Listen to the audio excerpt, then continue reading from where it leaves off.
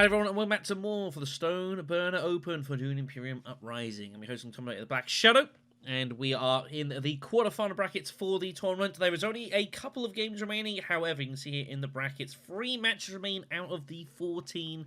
We're told of 16 seats available for the semi-finals. Most of those have now been locked down. So a reminder is all the winners, as well as the top 2 scoring second places will also get through as fastest losers. Currently in the hands of Chimamanda and LSR from quarters C and K respectively. And with very few games to go, they'll be getting kind of anxious that they might actually squeak their way through. Today's focus will be on quarterfinal Jane, featuring Mongoose, IWontBeCreative, and wildcard qualifiers Rayverne and Roma. Let's start off with Mongoose, who came top of the highly competitive Group I, which you've been referenced to a few times over the course of the competition. Incredibly tight tail with this, only 5 points separating between top and bottom. Mongoose was the only person who was able to win more than one match this entire group, which is pretty nuts, although was unable to score very much beyond that. Again, that's how close this group was. Both those wins came with Princess Irulan, interestingly, going a fairly kind of deck-focused sort of build, usually. Games also played with Lady Jessica and Staban 2X, so definitely not going for any of the, quote, simpler leaders, unquote. 3 of the most complicated leaders in the entire game to play, so to get top of the table with that, I think, is an incredibly impressive feat. And it shows, I think, there's a bit of flexibility in their choosing. I'm sure they could go just a plain old Barrett if they wanted to, but it means they're more than happy to take a more difficult leader and kind of work around them to get some advantages on the table, which I think could prove pretty useful in this match. IWontBeCreative came second place in a pretty stacked Group Q. Very, very impressive going here. Narrowly holding off Chief to secure automatic qualification, with Martel leading the way for the group here. And Creative, I think, with getting this far, be pretty darn happy. He's had a history of decent runs in our competitions. In the last competition with Dune Imperium, with Ix and Immortality expansions. He took me out, actually, in the wildcards, if memory serves me correctly. Creative also happy to mix it with some unusual leaders, playing Staban 2X 3 times over the course of the group stages, which I'm not sure anyone else actually went and did, but it certainly worked for them. So again, happy to take some maybe trickier leaders and work around them. But one thing you'll definitely notice from the group table specifically here is notice how Creative has almost no resources at the end of games here. The End Spice Slurry Water is a combination of the resources they had at the end of 4 games is basically nothing. So while they can possibly score pretty good, if the game comes down to tiebreakers, they might be struggling. While Rayverne did have to come through the wildcards to make it through here, still in a pretty decent group stages, coming 3rd place, a narrow 3rd place in Group K, and still managing to win at 2 of their matches, but just couldn't make much out their remaining fixtures to claim that extra point or 2 to have to avoid that altogether. However, a fairly dominant display in the wildcards meant that Rayverne was the highest scoring player of the entire round and has more than certainly earned their place in this match. And I would expect them to be the main battlefield presence of the match here, playing lots of Gurney Halleck, lots of Phaedra Alpha as well. So certainly happy to try and boss the game on those combats. And given the set of players around, might be able to get away with that a little bit here. And finally, we have Roma, who finished 4th place in Group B. Only 11 points to their name, not a particularly great campaign, all things considered. And only managing the 1 victory in amongst everything here, winning in the middle of the group. Also, funnily enough, with Staban 2X. Very popular in this one. Interesting to see if he comes out in the draw here. But playing a little bit of everyone, but not really getting a lot of success other than that. But managing to forge their way through in Wildcard B in the Wildcards. Just about hanging on against some pretty stiff opposition to get their way through to the quarterfinals, which I think is a pretty good result for them. I'm not sure necessarily, if I'm out of turn here, I will apologise to them here, but I'm not sure they necessarily expected perhaps to make it straight through to the semi-finals, given the group stage how it's gone. So if they could somehow manage to get there throughout this match, I think it'd be a fantastic result for them, but they definitely seem to be the underdogs coming into this one. Okay then, so we're getting ourselves ready for the match here. Get myself in the black seat so you can all actually see what the heck's going on here. First play marker's gone over to Rayverne in the green seat, meaning that it will be... who was going to be picking first? It'll be Red picking first. My apologies. I'm a little bit all over the place here. It's a bit like that today. We apologise. Anyways, a look at the opening contract specs here. Wow, look at this. Opening contracts. Both Spice Refinery contracts. The War and the Double Draw. Interesting. They're both desirable. People like them early. But it means there's going to be some competition for the space as well, so that's not necessarily the best thing. People are going to be fighting over that a little bit there. The Imperium row is a funky one, however. Steersman is going to be the obvious standout candidate here. The new Quizet Haderach here, basically. Being able to put agents, recall previous ones, have agents is all really nice and good. Outside, though, they're a little bit tricky, though. Sonic Coordination is nice, but not necessarily the best card in the world. Can be a bit of a surprise move occasionally. The agreement is for contracts, which depends on the Spice Refinery stuff up there, but it's not the best one of the two. You got to discard to get a contract. It's a bit tricky. And then Junction Headquarters for the Spacing Guild Alliance. It looks good, but actually getting points out of it is a little bit difficult. Some people like getting it just for the reveal. The reveal is pretty good for fighters, by the way, so definitely that isn't pretty neat. As for our leaders, who are we missing here? Oh, goodness me. We are missing Amber, and we are missing Margot. So this is going to be violent central, you imagine, here. Obviously, we've seen a lot of Staban getting picked. Is this a Staban row? Honestly, it's not. But you never know. Wow, look at that. We see Princess Irulan in 4th spot. Don't see that a ton. Gurney tends to be pretty popular back there. But noticing there's a lack of deck drawing here, so maybe trying to cut a bit of a niche out here. Princess Irulan, I do think, having played her a bit, I think she does do all right when you've got Gurney, Fade, and Muad'Dib specifically on the table, or just taking lumps out of each other. You can kind of carve a bit of a niche out of here. And she can also look to try to hit the Emperor early with Dutiful Service, pick up some half-decent contracts, get Birthright going, that sort of thing here. Gurney in 3rd, Muad'Dib in 2nd. So, does Rayverne go for Fade Alpha here? That's kind of what I think Irulan will be hoping for. Best result. Truthfully, I think at this point, she's kind of cool with anyone, really. If it's Fade, she can get in front for Espionage. Shaddam, she's in front for that sort of thing. Jessica, maybe build up some stuff for Steersman. No, it is Fade. So I think this is a good position for Mongoose here. It's the sort of 3 leaders you'd like to see here. And they're all going to take chunks out of each other. We'll see how we go. Only conflict's going to be the Fopter Skirmish for the intrigues and some cash here. Everyone's going to want to have a little dickers here. Opening draws are okay. Everyone's got at least their ring or some faction access. I don't think anyone could be too upset. Maybe your alarm could think she could draw a little bit better, but other than that, I think everyone is reasonably okay. If it had been the Dagger Skirmish, by the way, for the bump, this would have been chaos. As it is, though, hard to know if Irulan's going to get involved, or Fade specifically will get involved here. Bit of a tricky opening draw for Fade, admittedly. He does not have faction access. So do you just go secure contract, I guess, and get one of those taste-looking contracts at the top of the table? Or does he go Arakeen? I think I prefer accept contract here. I think this is slightly better. Does not pull faction access. Double daggers, though. That gives off the Highliner contract here. Very strong. Very nice in the late game, of course. Muad'Dib will go Fremkit. Gurney, I imagine, will go Desert Tactics. He's got a dagger in hand and his signet ring. Seems a good hand to go with it and give some damage with. So what does Irulan want to do? Does she go Dutiful?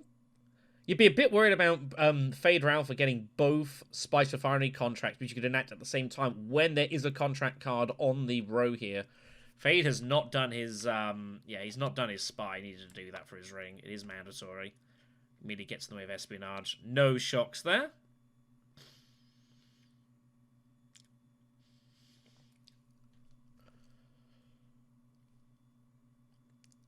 I don't know. Irulan could also conceivably maybe go down a deliver supplies route.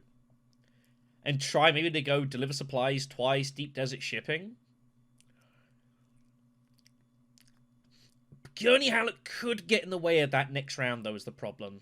Because especially if Gurney goes desert tactics now, Muad'Dib's going to go Fremkit next round, and then I'm not too sure what he's going to do. But what is Gurney Halleck up to here? Is Gurney Halleck trying to think of a way to get hold of Steersman, maybe? I don't think it makes a lot of sense. Might have been considering something like that, though. So we do see the move here. So it depends. I think Irulan could go Dutiful or deliver supplies. Depends which race he sees it. I think both are totally fine. Depends how greedy you want to be. Does go for the contract. Wow, both Spacing Guild cards are out there now. We got deliver supplies out there. That's kind of wild. So Fade's in a weird spot already. Doesn't really want to go to any city space because he doesn't really want to draw. He wants to leave his faction cards probably for next round. Could go Imperial Basin, maybe? The idea being is you're picking up some spice, and then next round you're hitting espionage with your spy release, and you're also threatening spice refinery, and you're going for steersman round 2.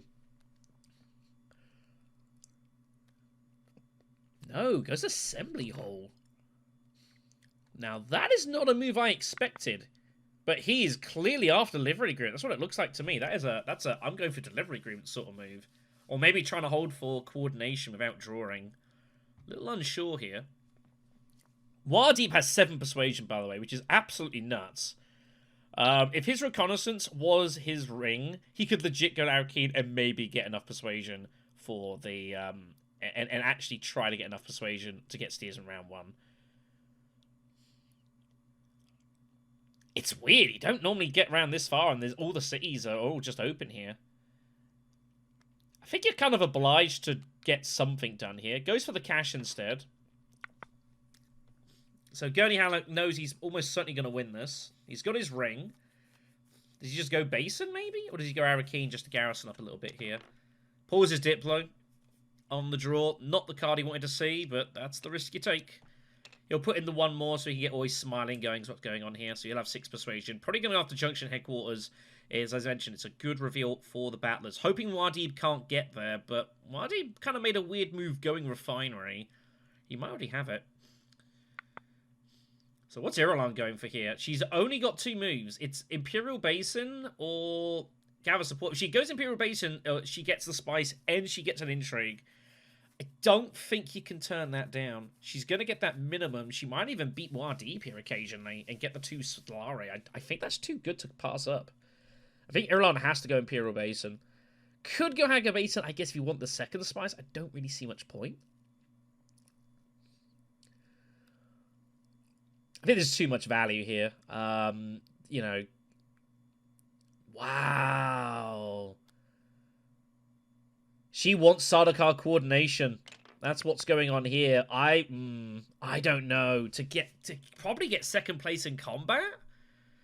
Maybe even for 1 troop? I don't know. I'm not sure that's... I don't really like that. I don't know. I mean, it's clear what your intentions are going to be here, I guess. And coordination is a nice card. It is a bit of a weird row for 4, but you have no idea what this row is going to look like by the time it gets around to you here. Coordination does go, but it goes to Fade Ralpha. Space Unfolding peels off, immediately takes it, doesn't even think about it. And Irulan's going to be guessing what she finds here. Muad'Dib does reveal for 6. A little unlucky for Gurney here. He was not going to get Junction Headquarters. The Spores comes off. It's the promo card there. So Gurney's going to have to work out what he wants for 6. I imagine he will take B Spoils, probably, for the swords. Also, if he wins this conflict, it pairs nicely with him, because he'll have multiple battle icons, so he gets more value out of playing it. Seems a good card to take right now. Maybe like a prepare as well. Don't have to. He'll have Dagger, and he'll have the Thopter, so it'll be a trash and a troop for playing. And that's what we do see here. And then Irulan's 4. Now what are you doing with it? Only 4 costs. You got his Tread and Darkness. And it's not an easy card to use. Yeah. I think it was the wrong decision. I mean, you're basically committing yourself to this next round, I guess. And you're looking to hope it's good for you. And you can just jam in heavily here. But it's a very suspect. Gurney did play his ring at least. I guess that makes it a little bit marginally better. But Irulan goes double prepare the way. She is prepping up for possible research station to... possible research station next round, looking to go for steersman round 2. I think she's looking to deliver supplies research, I strongly suspect. Anyways, a couple of entries are taken. Gurney Halleck picks special methods, and Muad'Dib pulls strategic stockpiling the first intrigue of the game. Oh my goodness, that's kind of nuts to get early. That is huge. He's also going to be first to hooks as well. I think Muad'Dib can feel reasonably happy here. Well, well, well. This is gonna be a mess. Muad'Dib has got double dags as well. Like, he is gonna be getting involved here. Everyone's gonna be getting involved here. It's a pair for Fade Ralpha as well. Remember, he has 5 swords if he wants them. you can throw a spy at this and do a lot of damage here. Gurney redraws his ring off the top of his deck. That is insane. Wow. He's going to be, yeah, picking up some goods here. Goes to Spice Refinery, blocking his opposition here. So, Princess Irulan. Yeah, she's looking. She has choices. She could go Desert Tactics and trash. She could go deliver supplies and prep for research station. But there's now intrigues out there in all the opposition. Suddenly, the combat looks awkward. Yeah, I think he's got himself in a bit of a quandary here. It feels hard to stay out of this, though.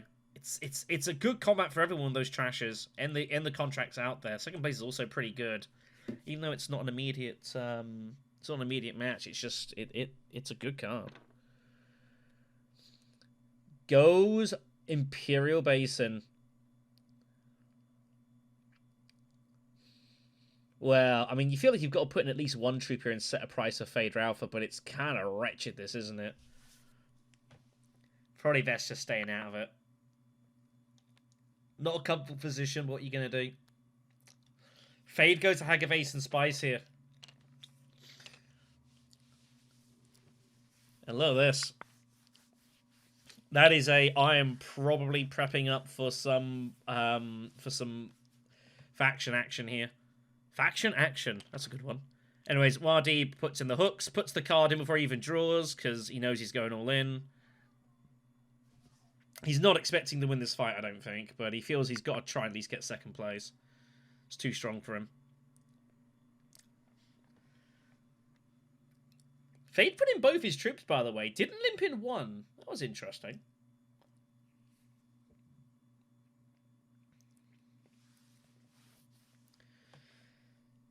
Now, Gurney knows he can win this basically whatever happens, but he'd rather not use Question if he doesn't have to. His only move, though, is to go Arakeen. Which doesn't feel that bad, really. The thing is again, it's matching this is kind of weird, but it's also good for him because he's got Beast Spoils, so he's got all reason to go in for this. Beast Spoils will be, like, fully activated on the agent card. He might even pull it now and get the swords. He doesn't. Finds Diplomacy. I don't know why players do that. Like saying, oh, I just pulled my Diplomacy card. I mean, why give the information to opponents? I don't know. But, yeah, that's the way it goes.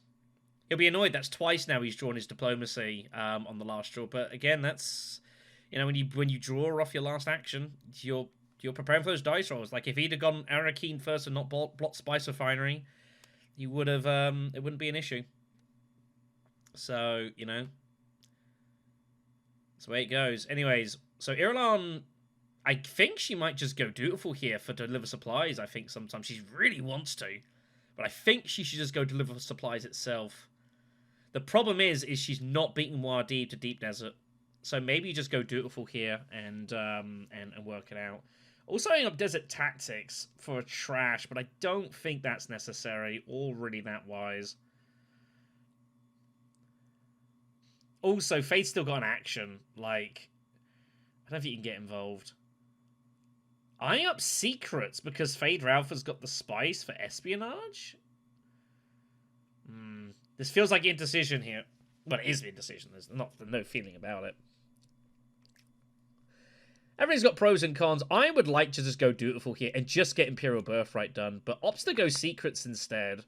I think I would have rather taken one of those contracts. They're both pretty good for you. Finds the first detonation contract of the game, and Fade is going to go Espionage here because he knew he had a chance of finding Steersman and absolutely nails it. Wow. That is an absolutely perfect draw. He has 2 cards in his deck that get him to Steersman, and those were it. That's insane. What a crazy draw that is. Phaedra Alpha's just gone favorite, right? How does he pull that off?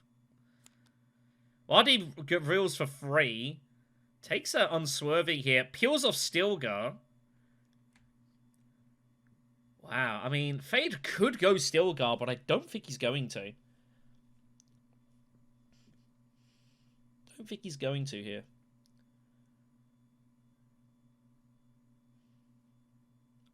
I'm a little surprised he bought Unswerving, truthfully. I'm very surprised he bought Unswerving.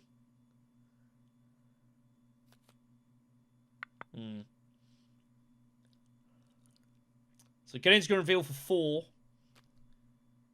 Does he go for Tread and Darkness? Tread and Darkness, although it's a tricky card to use, it is a nice reveal to the 2 Persuasion in the swords. Not bad. Rakka's Revolt comes off now. Big Fremen cards coming. Irulan won't buy anything. And Fade Ralpha has his choice of the litter. Found the Steersman draw, though. I don't see how you can possibly turn that down. I cannot believe he hit that draw. That was absolutely wild.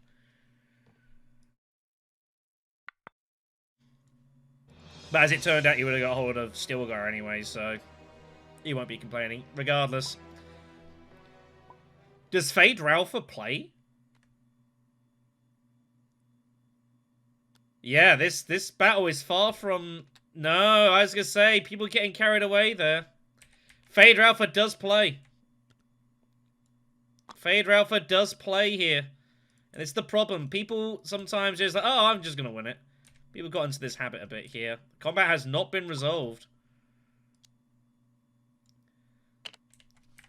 Fade goes for it because he feels he has to try to win this here. It is a match here.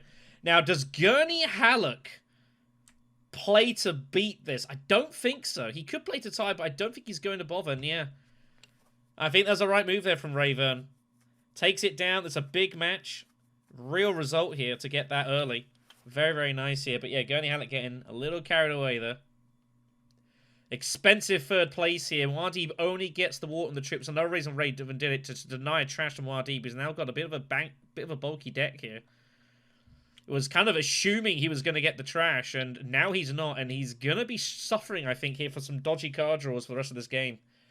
But Fade Ralpha has gone early favourite in this game, no question.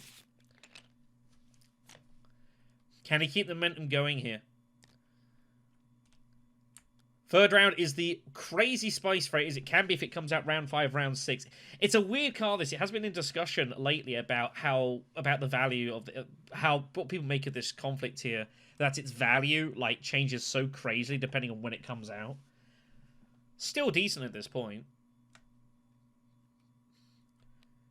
Muad'Dib can still whack it in here with Deep Desert, but he will not have enough spice to get hold of the conversion for victory points, however, if he does. He also has strategic stockpiling in hand as well, so really weird for him. Anyways, Gurney's first. Has to go for him, he feels. Got to try and get his access to his hooks. Now, what does Irulan do here? Irulan should know that Fade Ralpha has got Deliver Supplies in hand. Oh, has got his Space-Time Folding in hand and took Deliver Supplies. Do you block him here? It's a fight. I think it's worth at least considering.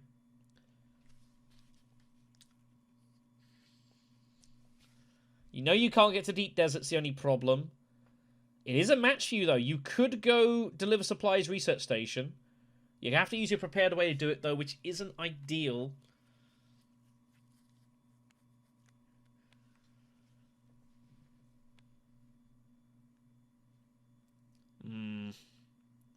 Call it a hunch. I get the impression Fade Ralpha might be about to get away with Grand Larceny in this table. I don't know why. I just get the impression that this table is not going to try to block him particularly here. And he's going to be able to do more or less whatever he wants.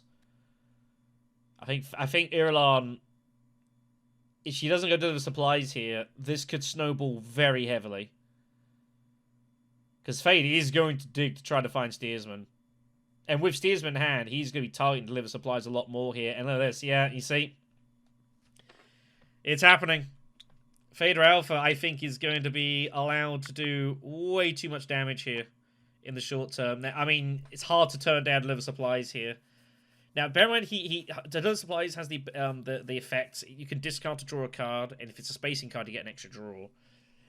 He'll discard a dagger, assuming to do it. He does have his ring in his hand, though, which is a backup.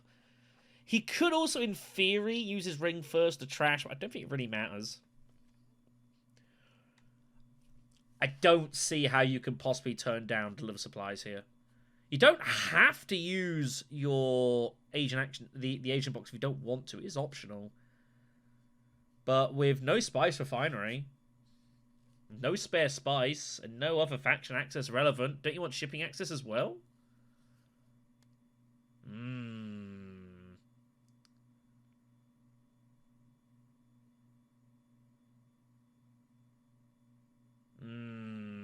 What's going on here? He's going Arakeen, is he? This feels like an Arakeen dive. What is going on here? He is going Arakeen. Should really put it down before that, but you can tell what he was doing. Well, that's not it. But it is some more swords. He's going to get himself stuck in here. I am surprised he didn't go deliver supplies. Seems a fairly... If he could access to more spice, I think he would do. Back to Muad'Dib here. So Muad'Dib's got a really tricky spot. He's got Junction Headquarters in hand, which is his access to Deep Desert, but that's it. He wants to reveal that card. It has no agent box. I don't think he's ever getting the Space Alliance in this game, but I think he's just going to take the Deep Desert. Does he go Worms here? Yep, feels might as well. Just going to get him in. If he gets beaten to second place, he doesn't care. Wants to get Worms. Gurney goes to Siege with Beast Spores, so he gets a Spice, a Troop, and a Trash. I don't think he, I don't... Oh, sorry. Ignore me. Oh, he didn't have the mouse combat. Oh, no, of course not. He was going to, and then he lost it to Fade.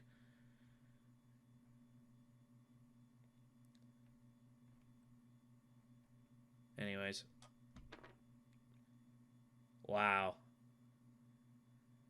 Irulan goes Haga Basin.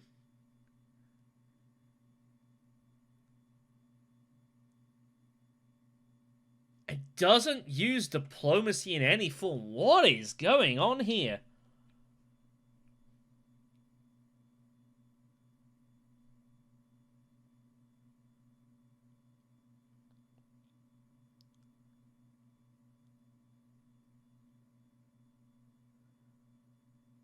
Now that is a curious move. I can't explain that. Fade still gets to deliver supplies.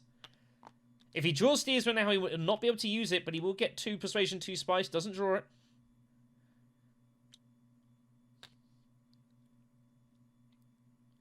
I don't know, Codes. I do not understand. I'm not sure that Haga Basin move was for. There must be so they're hoping they can somehow win this. They're looking to play Detonation. That's what's going on here. Princess Irulan is going to use Detonation and throw all these troops in and try and just match the point here. That's what she's trying to do. Muad'Dib reveals for 6 to get Steelguard. Doesn't even bother playing Diplomacy. He gets his own Detonation. That'll be useful for later on. He's going to get second place, which he's openly okay with. Didn't need to win it. Gurney gets Arrakis Revolt. He has his hooks now, so this wall is not staying up for long here. But that's what Irulan's going to do here. She's playing Detonation to put him in. And she's going to hope that she's good. Oh my god, she only puts in the watch. Wow! She doesn't even put in the 5th troop. She just assumes that Muad'Dib and just hopes that he's got no intrigue. I mean, you can have anything. That is greed. That is absolute greed. It's gonna work.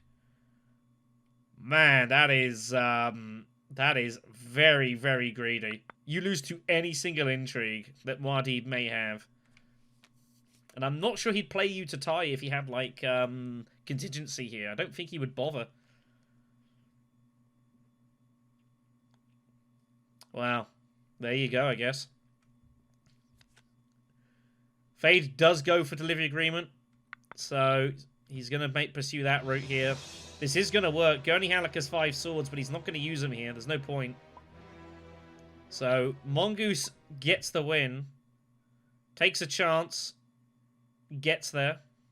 Bit fortunate. Muad'Dib will get 2 hits of second place, which is totally good for him, given he's stockpiling. It's basically almost a point itself. And he's got Stilgar as well. I'd be feeling pretty happy about life here. We'll move on. Call to Arms picked up for Irulan as she goes and takes the bump with the Emperor. Not what she was looking for, but yeah. Arakeen is next. That is walled. Although, as I mentioned, the wall may not be very relevant in this game for very long. Ample's the way it could go. Fade redraws delivery agreement immediately. Huh. Fade cannot get to Swordmaster. In fact, I don't think anyone can... Well, Muad'Dib could get Swordmaster if he gets to Spice Refinery. I don't know the players are going to let him do it, though. Oh, Fade Ralpha can go shipping, actually. He can go and sell the shipping and get it done that way. He can do it with his ring. I guess that would work. I imagine that's what he's going to do here. Anyways, Irulan goes Arakeen. Murder her ring. She can pull a 1 persuasion cost out of the row into her hand, or she can trash a card out of her hand. And if she's paid for it previously, like that Prepare the Way, you get 2 spice. I do like doing that with Irulan. I like getting the some Prepare the Ways and just trashing them, just turning them into spice. I think it's a very nice little engine you can get going with Irulan sometimes. A little bit tricky. Can impede you buying spice as flows. I think for the first few rounds, that 2 spice can be really, really big.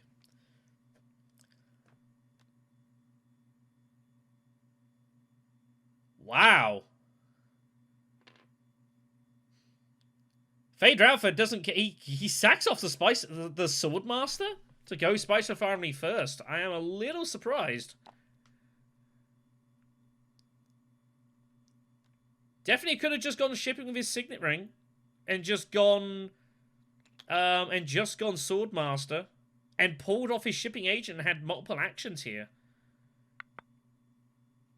I am surprised at that move. He picks up the expired contract. I guess that's what he was after, but he... Is he going? 2, 4, 5, 6, 7... He can't go High Council and get it. I don't know. I'm surprised at that move, everyone. Signet Ring shipping. And then, yeah, go Steersman to Swordmaster. You get to recall your shipping agent as well, and you've got 2 actions to go. You've got Diplomacy already in your hand. You can still use Delivery Agreement probably to somewhere.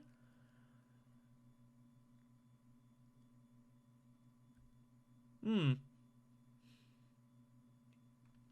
the route I would have taken.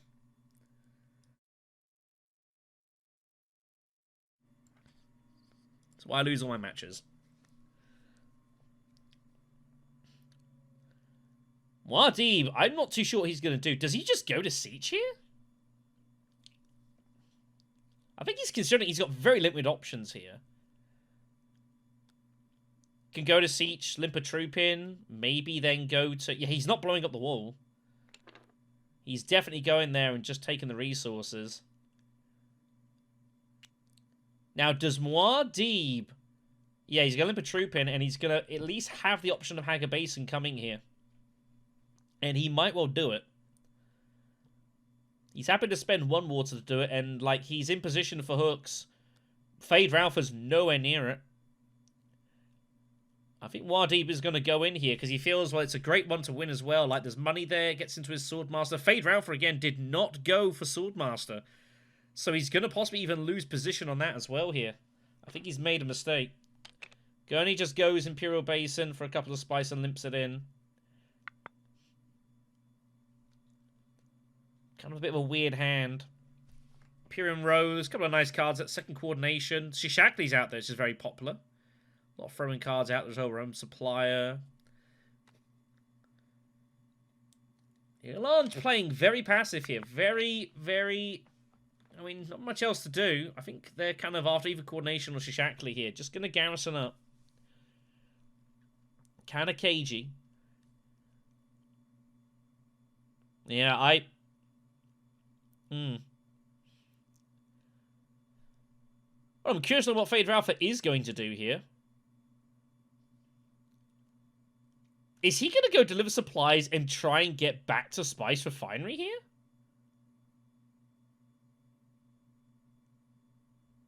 Or did he just simply miscount his resources?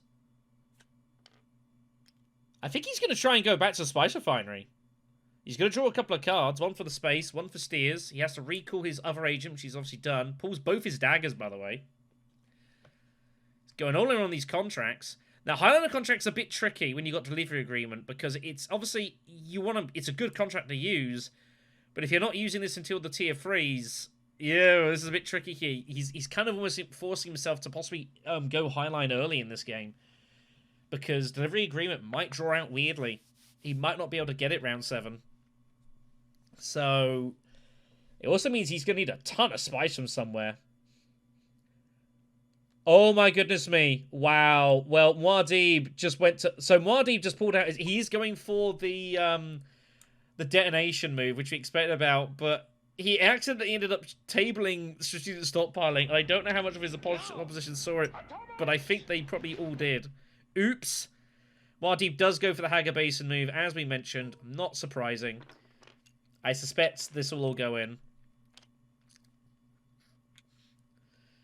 Gotta love that, you know, real finesse, technical worm play.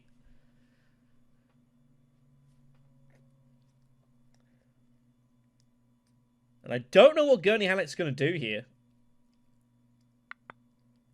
Does he just go like an assembly hall, I think? Maybe? Or does he go Spice Refinery himself to not let Fader Alpha get back there? Yeah, I mean, it's there. Might as well, right? Just wants to make sure he gets any position on this. He doesn't care entirely where, if it's second or third. Just wants to make sure that he gets something. He might even put in a third troop here because of that. Because he doesn't quite know what Fader Alpha's going to do here. Nope.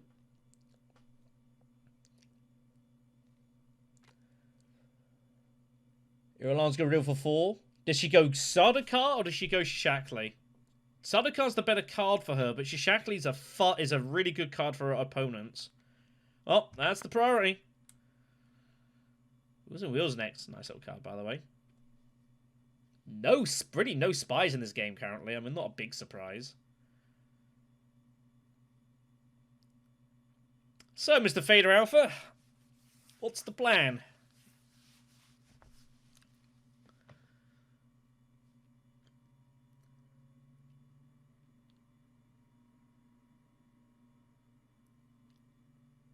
Honestly, I don't know what he's going to do. I have no clue. Could use his ring. Next spot on there is either the trash on the right side or go down the spy and spice route. Could go Fremkit. Could go espionage. Could go deliver supply. I mean, there's all sorts of things Fader Alpha might opt to do here. I really don't know what the option and what the move is here. Like, Rayverne's already taken this entire route nowhere near the way I would have played this round. So, at this point, I'd be just guessing at best. I mean, the route I mentioned, I think, was just fairly solid. But they've gone down this way anyways. Sometimes in this game, there are a couple of different routes you can take, you know. It just comes down to preference. Thing is, they've got 2, if not 3 cards they want to use, and they can only use 1 of them. That's why I like the other route. You get 4 action out of it, and so you can use basically all the cards in your hand you want to use. You're not putting yourself in this position. We don't really know what to do. I assume he's going to go down the Spy and Spice route on his ring, because he went and got the Highlander contract, is my assumption.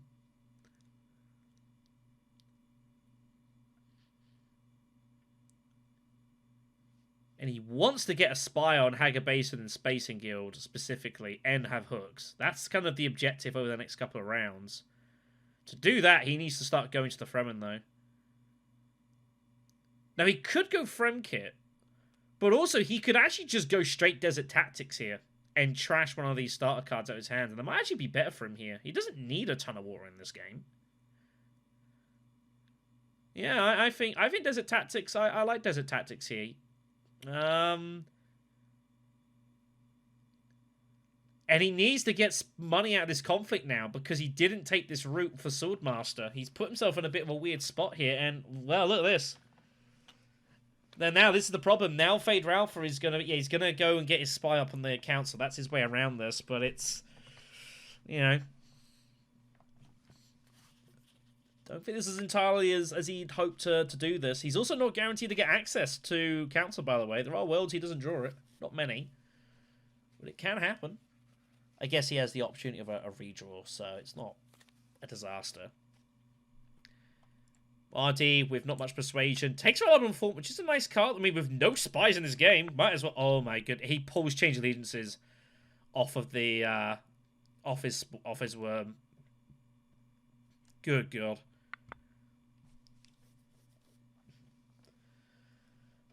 Gurney takes your Shackley. Fade Ralpha's got a load of swords, but they're not doing anything. 6 persuasion. It's not a great row for 6, really. Wheels and Wheels looks alright, and he does take it. Still 10 replaces.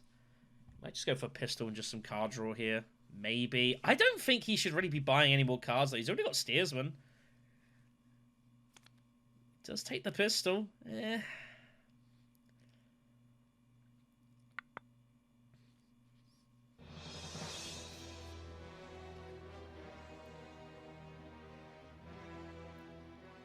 No one will play anything here. Irulan, by the way, you'll notice, did not play Call to Arms when she took the coordination, by the way. Is she considering some Imperial privilege here to cycle it and wait on the Swordmaster? I think that might be the plan here.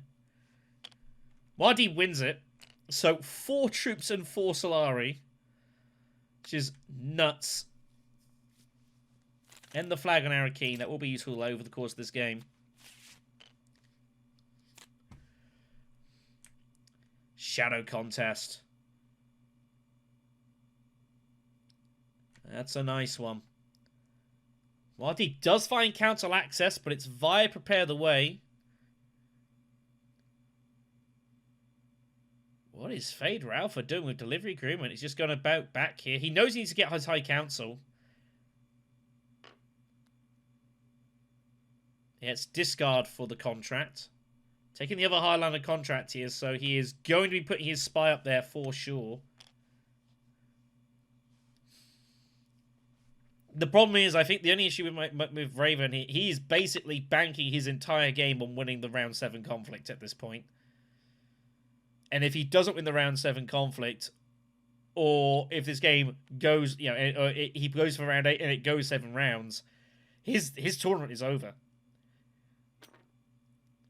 He has to get his Swordmaster now. Gunny's got Arrakis Revolt in hand and both spoils. So he can go to a city and put a worm in. It costs him a couple of spice.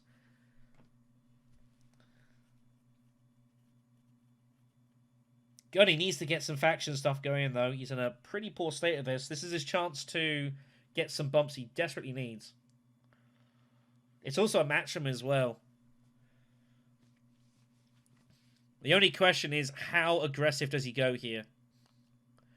Siege looks good. Arakeen. He kind of doesn't want to go Arakeen. I don't think he wants to draw his hand here. If he goes Arakeen, he has to cycle. So maybe Arrakis Revolt to Siege doesn't look too bad. You know you're going to get your Swordmaster next round. Siege looks pretty good here, truthfully. Gives you the water, but you want the troop as well. If you put in a fairly decent amount of forces here, I don't think anyone's going to really get heavily involved here. Mardi will be a threat, though. So Worm goes in. 3 troops, 9 strength, plus the swords, 12. Yeah, looks pretty good to me. You'd think that'll get the job done most often than not, especially with an intrigue in hand. Kind of hard for anyone to really play at you there. So my assumption is Irulan is looking to go Imperial Privilege here. So she might go Secrets. A, for the point. B, for more intrigues to give her more options. I think, and also she could then go Prepare the Way to Privilege and get an extra card draw as well. I think Secrets is a nice move here. It's a nice time to get this bump. Espionage, is it? Well, she gets the bump anyways. I think I would have preferred Secrets. Espionage is also fine. I guess when Fade Ralpha hasn't got the spy there, it's okay, but doesn't put the spy back there. Obviously feels maybe they probably can't hold on to the alliance. I'm not entirely sure. Swordmaster for Fade. Muad'Dib will go and get his spy and espionage instead, using reliable informant's ability. It's pretty useful.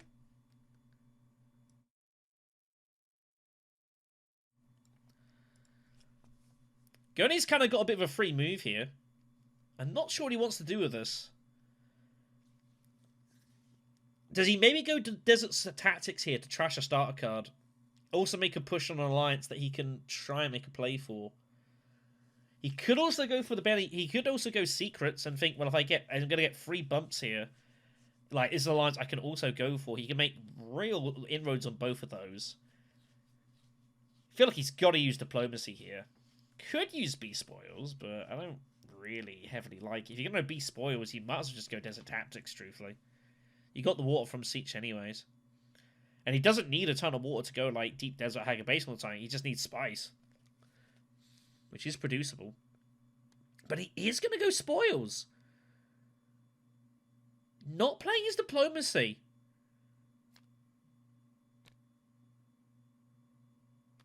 So basically what he's doing here is he's sacrificing a bump for a water. Look how heavily he's going in here.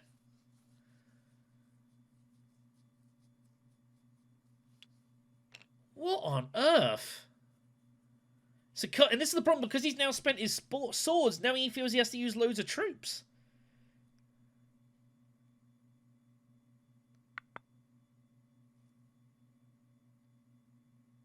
I don't see why you don't just go Desert Tactics. He didn't even trash anyways, did he? He didn't even trash anyway. I guess he didn't want to? Well, he could have had his whole discard to trash at. Why did he not? Oh, he must have trashed and I just missed it from his discard before he drew. I was just busy looking at the move. Anyway. Yeah, I don't know. I just feel that's why make it so expensive on yourself? Now look at the situation in combat. Like, this is horrible. And he's terrified of Muad'Dib going, having a spice to go highline. That's why he's putting so many troops here. He must think Muad'Dib has spice in hand to go highliner here. He definitely doesn't.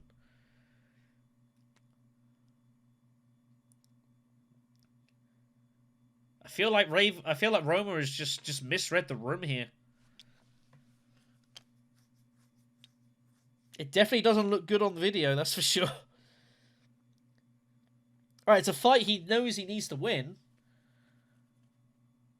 But I don't know quite why he took the route that he did. You know, especially when you're struggling with bumps anyways. You've got Cresham F as well. Even if you take the bump and the alliance goes away from you, it's a free bump you can use for swords later on. Why limit yourself here? You're just hamstringing your intrigue for no real good reason. Anyways, in the midst of all that, moves happened. I didn't see them. I think Fade went to gather support. Muad'Dib frem-kitted. Iran is going to use Call to Arms here. She went Assembly Hall, it looks like, and picked up Opportunism, which is not bad for her, actually. 6 to buy. She's intending to buy some cards. Call to Arms is good for her specifically because obviously she can trash these with her ring. Trying to pick up a high-priced card, what she was doing there, but didn't find it. Double Agent comes off, which is a nice card, given the fact there's so few spies out there. Wow. Delivery Agreement comes off. A yellow immediately says, oh, green might be interested in that later, and they will be. I don't think Irulan should buy any more cards here. I think her deck's plenty busy. For the 1 troop, I'm not sure as much. I don't think it's worth it. 2's plenty here. But yeah, I just think I have been a bit surprised by some of the actions the past couple of rounds. It's always easy when you're sitting here and you can see the whole table, of course. You know, when you're sitting on that seat, it's harder. But I think there has been a couple of questionable choices. Fade Ralpha could get undercover assets just peeled off here, by the way. If he wants it. It would give him access to Siege, because he doesn't have any influence there currently. And it give him access to undercover asset as well, but doesn't bother. Wants to get his spice plus flow. Muad'Dib might go for it. Gives him access to shipping and undercover asset and Imperial privilege. It's also swords / spy. It could be useful for him. You know, infiltration of Hagar Basin, that sort of thing. He has a couple of Fremen cards. He does have Stilgar, of course, so he might want to go for a Fremen card to try and get some Spiceless Flows going with that, but I don't think he's ever going to be revealing Stilgar for Spiceless Flows this game. Call it a hunch. I think Assets is, I think, better for you.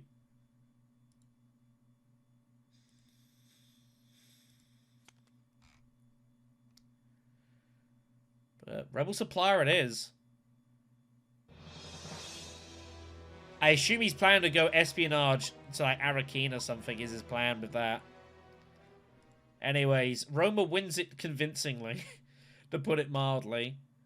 Muad'Dib continues to grab resources. Couple of intrigues for Gurney. Sham's favor in Desert Mouse. Mouse is not good for him. It does not match him currently. Muad'Dib finds weird in conflict, or combat, which is not a bad card.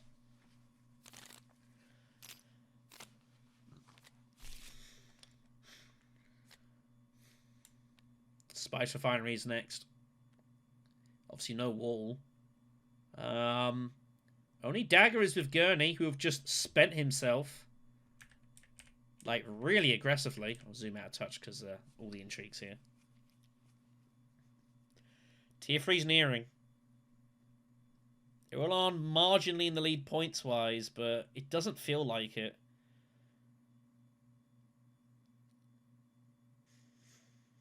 If I had to say anything, I'd feel like this is Fade Ralpha's game to win.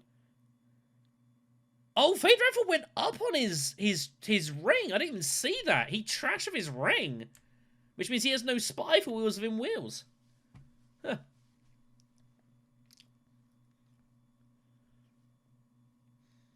So that's just going to be revealing then. Unless he goes espionage now. Which he kind of wants to do to get the spy down, but then he's committing himself kind of to a fight for the Alliance, which is a bit awkward.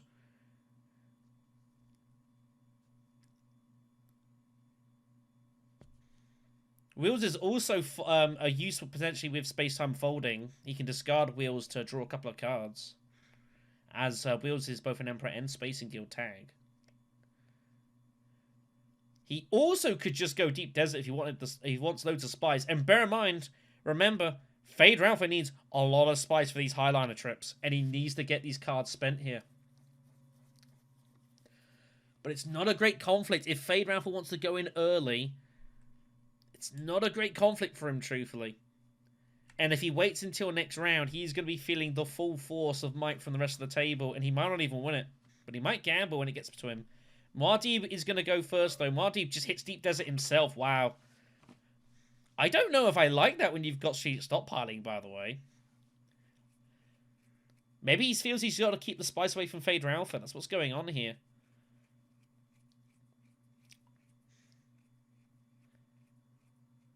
Does Muad'Dib have potential plans? Oh my god, I think I know what's going on. Is Muad'Dib... I think I know what's going on here. I think Muad'Dib is taking the spice. He's considering going for the Spacing Alliance. What he's looking to consider do is play Change Allegiances, go down with the Fremen, go up twice with the Spacing Guild, pay the free spice, leaves him with 4 spice, and he sends Junction Headquarters to shipping. Oh, but then he's got to pay 3 spice for the bump, and then he'd have to pay 2 more spice and the intrigue to get the point. It's not enough. He's a spice short. That doesn't work. But that would have been a pretty cool way of going about it. Swordmaster for Gurney. Irulan's got to make a decision very quickly here if she thinks she can get value out of opportunism or not. If not, she should ditch it. She's got the ring, and she's got the unswerving loyalty, which I imagine is what she'll probably trash here.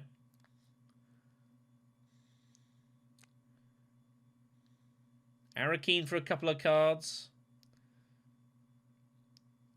Muad'Dib will pick up some cash.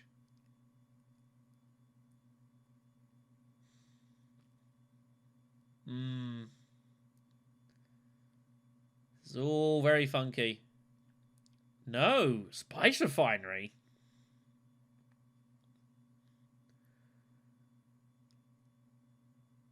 I don't think that makes a lot of sense. Yeah, I think this is the better move.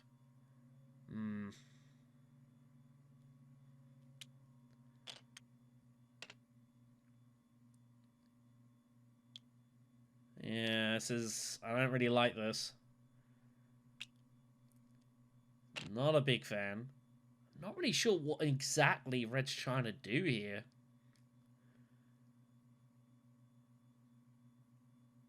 Maybe Red feels they just can't realistically win a tier 3 fight, so they're going to get involved now?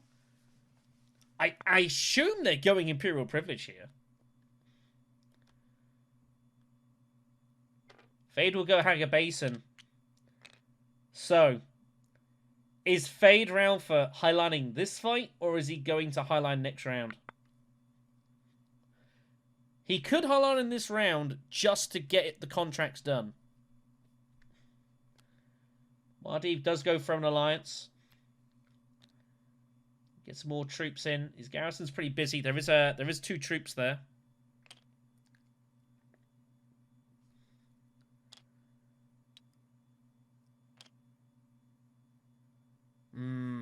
It's all... I don't know.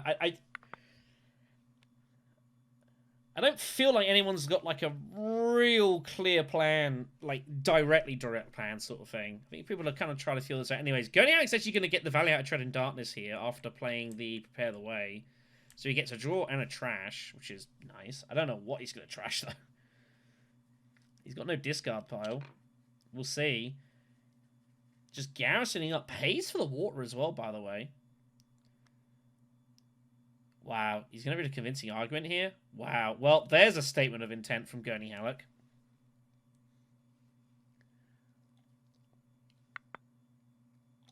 Gurney Halleck might have potential designs on this Remnant Alliance once a bloom. I don't know.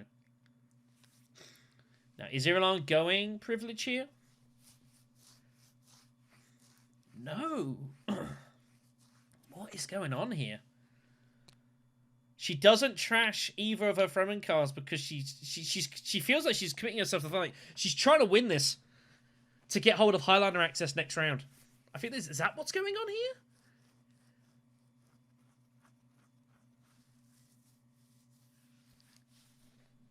Also just trying to make Muad'Dib's life uncomfortable?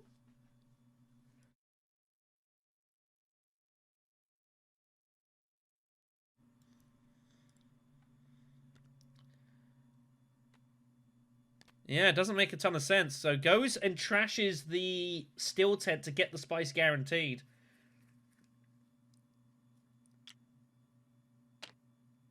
Still puts him in, though. I am not sure what Mongoose's plan is in the next round or two. But I don't feel like they can ever really win this in 2 rounds. They need this to go 8 rounds, probably. Maybe they're hoping that everyone just goes all in heavy round 7, the game doesn't end, and they can cash in round 8. I'm not sure they really know what they're doing. Or they're really too sure what their plan is. That's a Fade, who has met minimal opposition in his progress this game here. So Fade's in a weird spot. Like, obviously, he would rather highlight next round and just win the tier 3 conflict, but it's not guaranteed. He's also not guaranteed to find Highlander access next round because it's all in his hand, apart from Space-Time Folder, which I think is in the draw pile. But he might find it over the course of playing, because Steersman is an automatic draw, unless he just doesn't play it. And that's what he's looking at. He's got 2 cards. I think one of them is Space-Time. I'm not going to look through his discard. And of course, if Fade Ralpha draws Space-Time Folding this hand, no guarantee he finds it next round.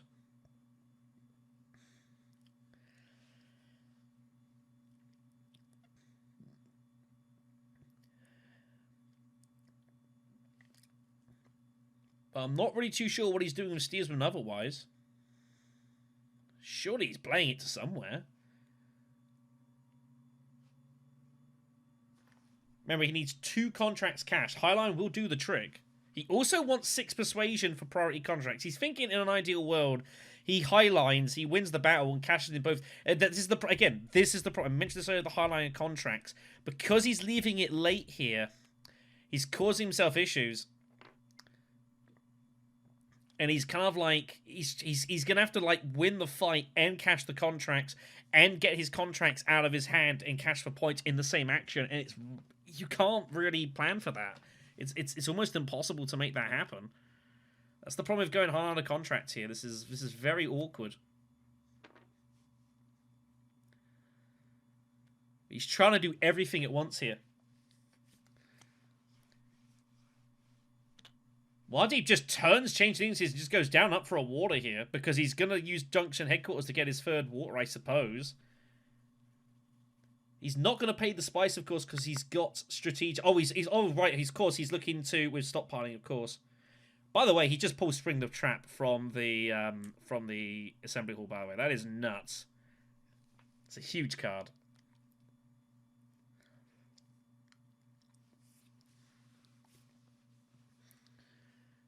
And if Fade Ralph is planning for just highlighting next round and hoping he wins it, he might get a Rude Awakening.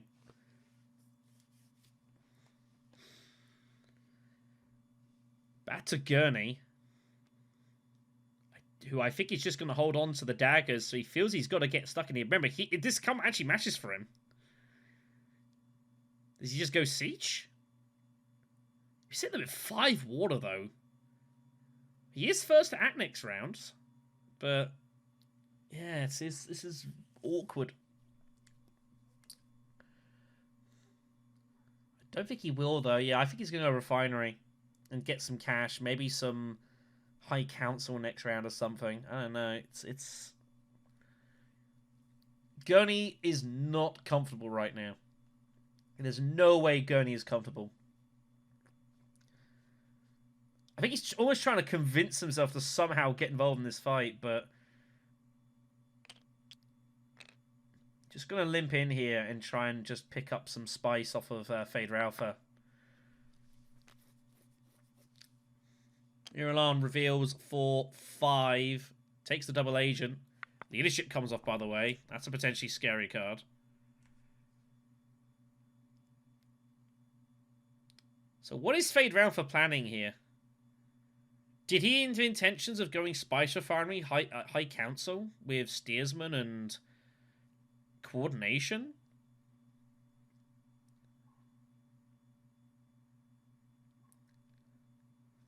Like I said, I feel like this game is Rayverne's to win. But he's also not doing great faction-wise. Only 2 friendships.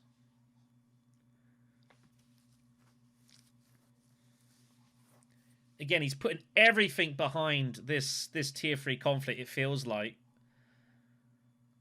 But it feels like he's almost got too much to do. He needs to get Spicer's Flow. He needs to get these contracts scored. He needs to get the cards revealed. He needs to win a fight. I feel this is just overload.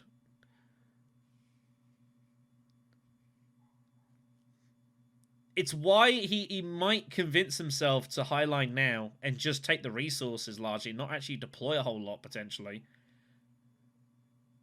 Just so he doesn't have to worry about it next round. But I just can't see he's going to do it. Is he really not going to play Steers here?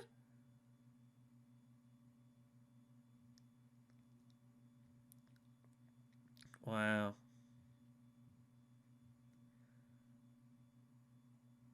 The issue he's got now is that, yeah, red is in front. So he'd have to put his spy down on there. And that's why he's putting his spy down immediately. It peels off his space-time folding, though. He willingly does not play Steersman. And Yellow realizes that they have willingly not played Steersman.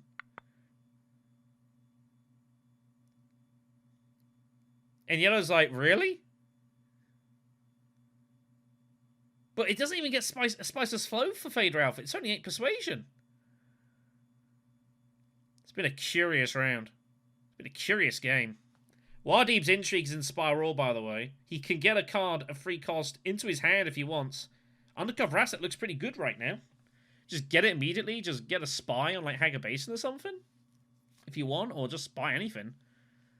Maybe even put the swords in if you think you're going to need them. He's going to feel like he has to play something here, though. He's going to take leadership for sure. He doesn't want to play strategic stockpiling. He wants to leave that. But it means he has to either play an inch, he has to play a battle intrigue or inspire, and he just plays stockpile now and he gets done with it. So he's gonna pay the resources now. He's gonna have to spice back, of course, but he's gonna be waterless here. Take the 2 points. Didn't play Inspire Raw. Interesting. Maybe he feels he can get more value out of that later on. I don't know. Gunny's going to have 5 swords. He does not get the bump with the Fremen, however. He's got no Fremen bond in his hand. But it will be enough to get him into 3rd place.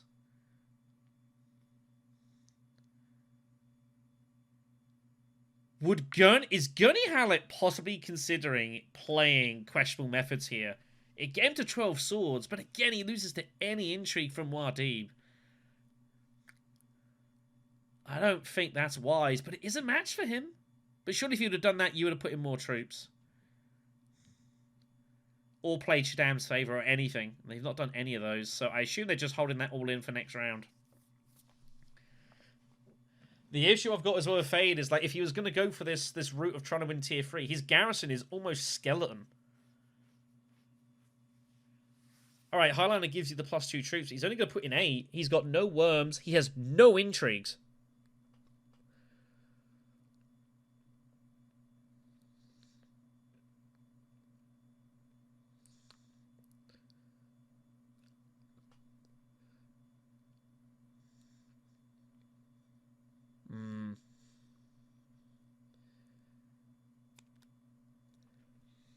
Game's feeling like it's getting kind of tense here.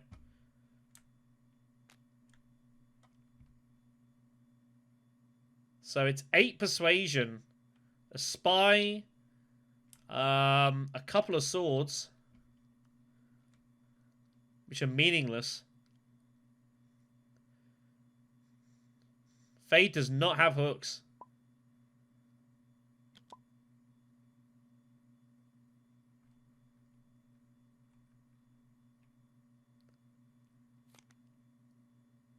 Takes priority contract.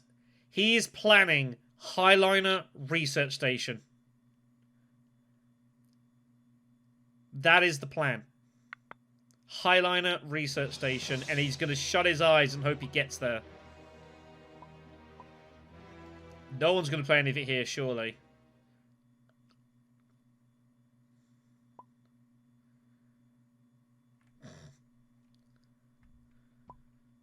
You must assemble the 5 pieces of Exodia. Man, I haven't watched Yu-Gi-Oh! In a long time. Anyways, Devour found for Irulan. It's not that useful for her, really. Muad'Dib wins it.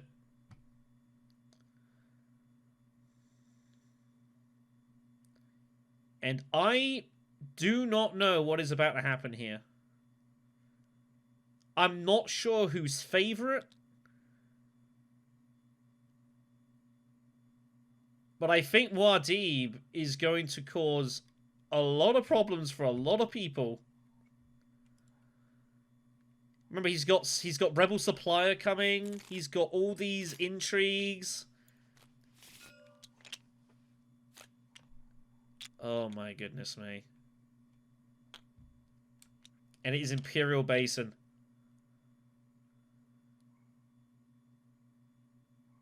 It's a Thopter match. It's kind of a dream run out this from Muad'Dib, this.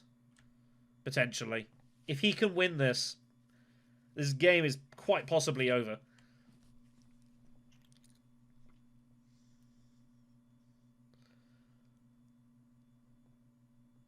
But he's got to find water from somewhere.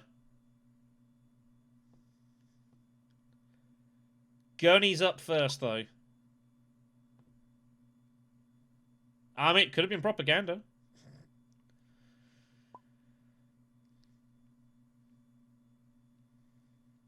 I know. I feel like Muad'Dib is going to spoil some parties here. Like, I think Muad'Dib feels reasonably happy at the moment. This is going to be very interesting to see how this is all about to go down here. What is Gunny Hallett going to do, though? He's not drawn great. He's also not scoring particularly high here. It's not a match for him. He doesn't have the spice.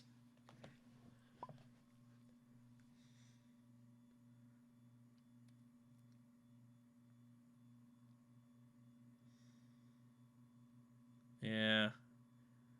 I think Rayverne will look back at this game and feel maybe he's not played it. I don't think he has had a great game here, truthfully. It has not gone well, and he's put himself in a real brutal spot here with no intrigues.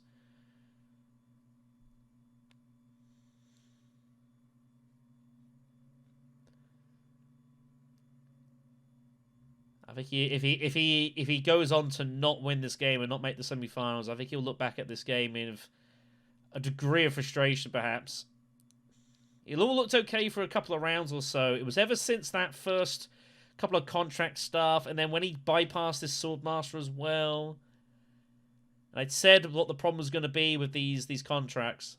He's just going to hope sheer weight and numbers is going to get the job done here, but he has no control over his own destiny right now. Gurney Halleck is up, and he's bringing out Tread in Darkness here. Whoa, what is this? Is he that desperate to get hooked to get the worms in here? I don't know that that's good for you right now, though. Gurney Halleck's in a horrible spot as well. He feels like he's behind. And he feels like he's got to fight to win this battle, but it's not a great fight for him here. He's going to go research station and just get it all in and see what happens.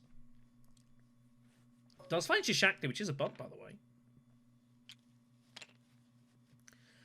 But Gurney Halleck can't expect to win this battle. That's the problem here. He can't expect to win this battle. He's at 9 persuasion exactly. Because of always smiling. But he's not got any cheap high council access. It's only Tread in Darkness. He was hoping for that and he's not pulled it. Irulan's turn now to decide if she wants to get involved here and what she wants to do. Does she highline?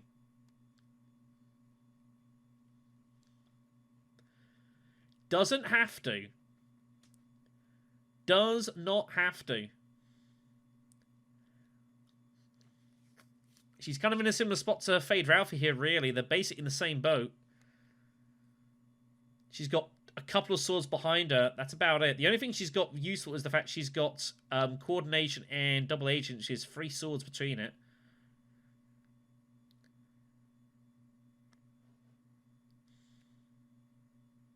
Yeah. Irulan does not like this at all.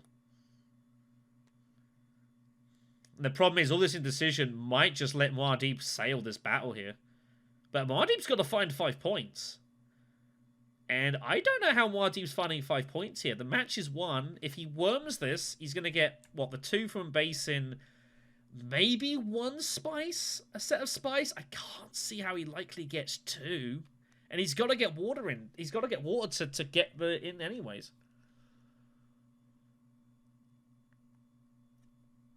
So it's not easy for Muad'Dib to win this. And his hand's kind of a bit awful, really. I mean, he's got a couple of really good cards in hand, but that's about it. So I'm not sure Muad'Dib can close this out.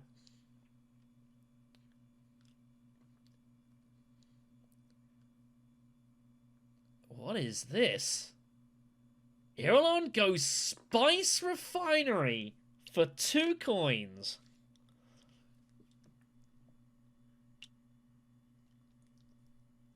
What is that move?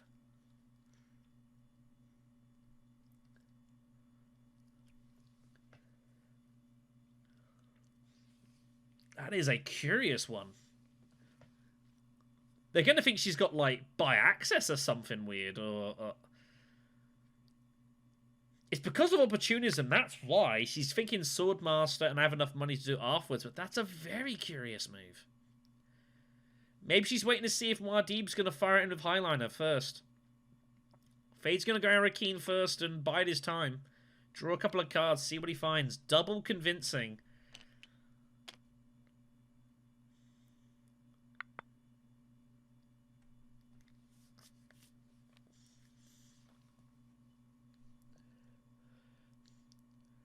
Muad'Dib's off to Arakeen with the Rebel Supplier. So it generates a couple extra troops. You can put 5 in total.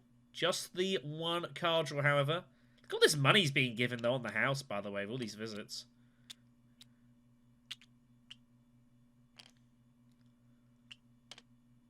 That's the problem. Can Muad'Dib... It's just too much for him to do, though.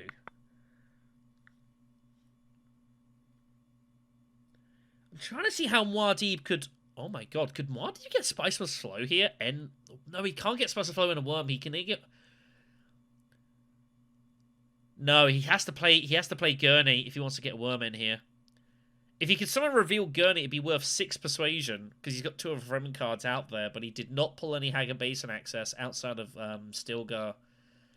He might have found a way to maybe make magic happen, but I don't think it's on. I don't think Muad'Dib can get to 10 persuasion here. If he could get a worm in, he has Inspire All, which would let him get a Prepare in his hand, but he has to play Stilgar to get a worm in. Which just leaves too much to do here. I think he was hoping to pull a particular set of cards to get himself out of a jam here, but he's not drawn them.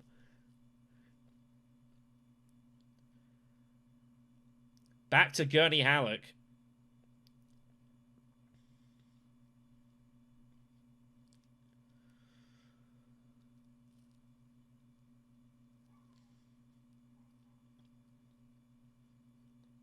Nine persuasion in hand.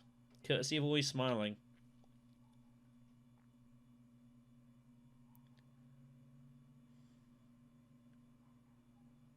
Choices. Could go Fremkit to keep drawing. Also put some pressure on this Fremen alliance of Muad'Dib's. Could go Worms, I guess, but you've already got 1 in. I think he's going to go Fremkit here.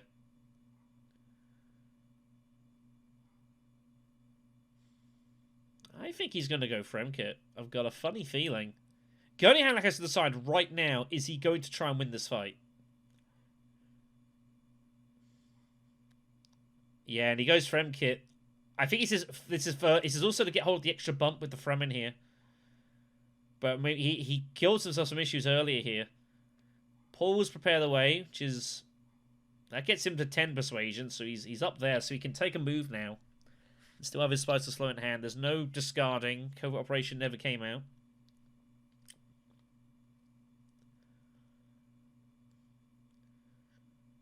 Gurney Halleck can't win this round, though, again, is the problem.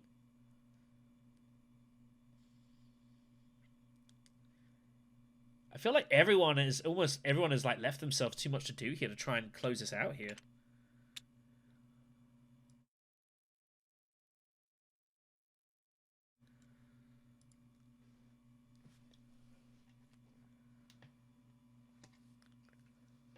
What a mess.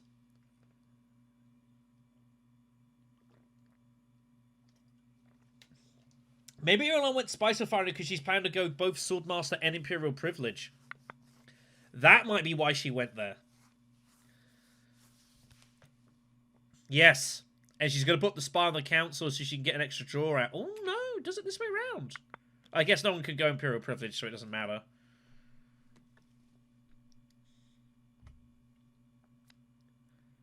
And here comes the Highline.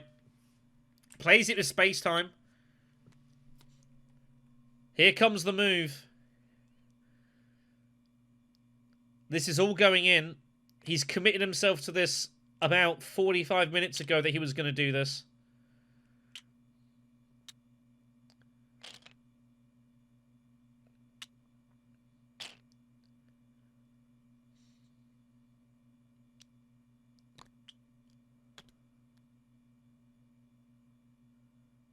Two, 4, 6, 8, 9, 10 persuasion. But none of the contract cards have come up.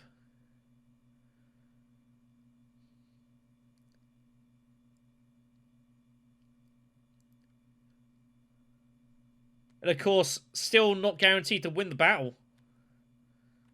Where is Muad'Dib off to here? I'm not sure. Is he just going to go siege for troops here? It looks like it. I think Muad'Dib's going to commit himself to this fight as well here. And Fade Ralpha now realizes he's in huge trouble. That is not the move he wanted to see right there. That is the last thing he wanted to see was Muad'Dib put him in on Siege like that. He must now realize the situation he finds himself. And it's ugly.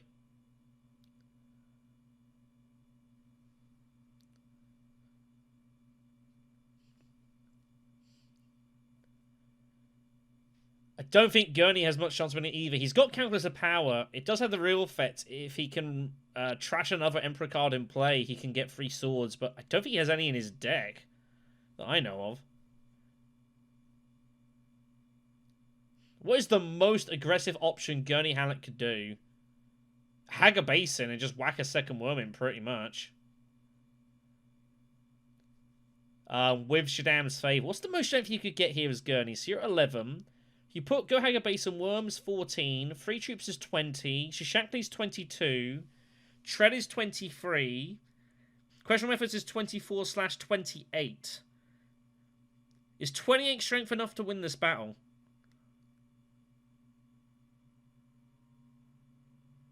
You'd like to think so.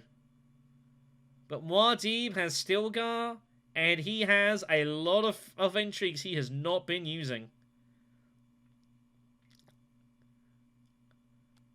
But he might think, well, if Muad'Dib's got us beat in combat, he's going to win the match anyways. As it turns out, Muad'Dib has this table absolutely crushed. But again, I don't think Muad'Dib can actually end the game here. Because he has to either get the worm or the spice slow. He cannot get both.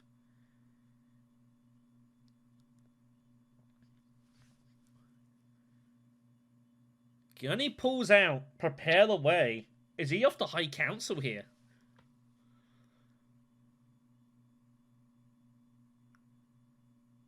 Ooh, this is awkward though. You got High Council here. How can you expect to win a round 8 conflict? You've put your forces in.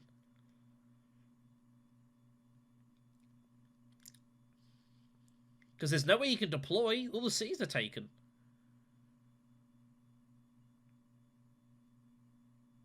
Is Gurney Halleck going gather support here? For round 8 Deep Desert or something?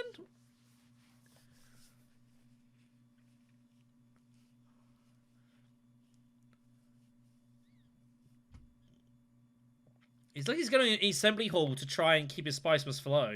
He finds Siege Ritual, by the way, which is... Oh my goodness me. No way did he find Siege Ritual. Oh my goodness me. Oh my god. And you notice how he just mouses over Muad'Dib's placemat there? Because he suddenly realizes he can steal this alliance. Shishakli reveals for a bump because of the Fremen Bond, and he can Siege Ritual like his Dune Desert Planet card or something. I think here, 6, 7... No, he can't. He'd lose his... Oh, no. 2, 4, 6, 7, 8, 9, 10... Yeah, he would be able to. He could get rid of one of his one-costers as Siege Ritual and actually steal Muad'Dib's alliance here from out of nowhere. Wow. There's a twist in this game yet. Irulan just goes to deliver supplies.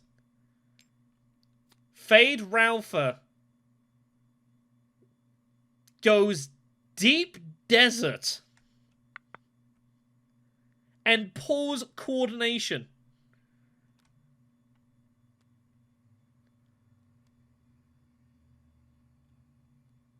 Is Fade Ralpha gonna go Sardaukar here?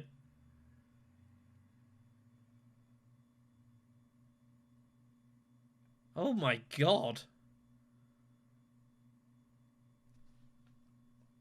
I have no idea. I'm not sure he knows. So let's see what Muad'Dib does. Now, Muad'Dib, again, Spring the Trap in Weirding Conflict is 10 swords. So he's effectively sitting on 26 strength right now. Add the dagger, 27.